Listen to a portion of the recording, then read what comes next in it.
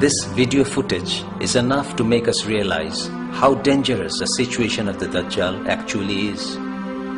Therefore, to warn his people of the future about this fearsome entity, the Messenger of Allah left a series of allegorical references describing its appearance and character. It would have been impossible otherwise to make them understand a civilization based on such advanced technology. Is it not ironical that we, the people 1400 years later, also accept the allegorical description to be the actual meaning and await a giant of such proportions? That this giant is not anything else than the Judeo-Christian civilization is what this video will prove, inshallah.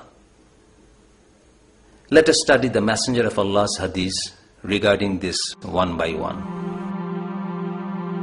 To help his people understand the speed of the Dajjal, the Messenger of Allah has said, it will be very fast, like the clouds driven by the winds. If the Dajjal were indeed a giant, what would be the need to compare it to the clouds? In fact, it is because it is no giant that it has been compared as the clouds. It will go where it wills, when it wills. When an airplane takes to the skies, it resembles a wind-driven cloud more than anything else. For this reason, the Messenger of Allah used the analogy of a wind-driven cloud to make his Sahabis, his companions, understand the speed with which the Dajjal would travel. For his companions to understand the concept of an airplane flying in the skies was next to impossible. Therefore, he did so through an allegorical reference. Is it still logical to deny that the Judeo-Christian civilization is not the Dajjal described? In another hadith, the Dajjal will travel around the world in as much time as needed to say the Jummah prayers. The typical concept about the Dajjal is that of a huge giant whose mount has one foot in the east and the other in the west. If that were indeed true, it would take just about a minute to move around the world one time. It would most definitely not take 90 to 95 minutes. On the other hand, if we accept the Judeo-Christian civilization as the Dajjal, this becomes true because an artificial satellite placed in orbit around the world takes about 90 to 95 minutes to complete an orbit, more or less the same time as is needed to prepare for Jummah and attend it. The example cited by the Messenger of Allah regarding the Dajjal's speed is exactly matched by that of the satellite created by the Judeo-Christian civilization.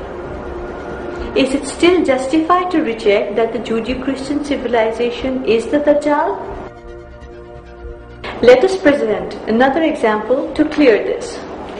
2 centuries back, when Jules Verne wrote his famous book Around the World in 80 Days, it was the subject of immense speculation as to how it was possible to travel around the world in only 80 days. Yet, in only 100 years, it was a reality, and today it takes less than 80 hours. Can we imagine then what a fantastic idea it would have been to illiterate Arabs of 1400 years ago to hear that it would take only 90 minutes to go around the world once? This allegory was used by the Messenger of Allah to convey the speed and might of the Dajjal to his companions. In one hadith, the Messenger of Allah has said, the Dajjal will bring under its subjugation all the land and waters of the world within its might, strength and influence. Its domination of the world will be as uninterrupted as the skin on an animal's back. What is in total control of the world today? The answer to this is undoubtedly the Judeo-Christian civilization. There is no space on this earth outside the reach and influence of this civilization, and where its will cannot be imposed. There again, the Messenger of Allah has used the allegory of the skin on an animal's back to stress on the absolute power and influence of the Dajjal all over the world. This in turn is the mirror image of the Judeo-Christian civilization today. In the history of mankind, no other civilization or culture till now has been able to bring the entire world within its fold save the Judeo-Christian civilization. Note how the prophecies of the Messenger of Allah come true to the letter. Also, it leaves no doubt that it is no giant, rather the Judeo-Christian civilization, which in fact is the Dajjal. To stress on the Dajjal's size, strength and influence, the Messenger of Allah has often described the Dajjal in different manners. For example, in one hadith he says, the difference between the 2 years of the Dajjal's mount will be 70 hands. In other, he says, the Dajjal's mount will have 1 foot in the east and the other in the west. For those who have taken the allegorical references of a one-eyed giant astride a gigantic mount quite literally, surely these 2 hadiths are sufficient to correct their interpretation. In the Arabic language, 70 stands for countless or too many to count. Let us imagine a mount or a horse with 70 meaning thousands of feet distance between its 2 ears, which has 1 foot in the east and the other in the west. Is such an animal truly feasible? Where is the space for such an animal to move in this small earth? Interestingly, in the first hadith, the Messenger of Allah has mentioned the ear, that is, the organ of hearing. What is the meaning of this hadith, if not that the Dajjal will in a moment hear what is said on the other side of the world? Its parallel today is the radio and the telephone, inventions again of the Judeo-Christian civilization. It enables the listener to hear from thousands of miles away. Is it still logical to claim that the Dajjal will emerge as a giant on a gigantic horse?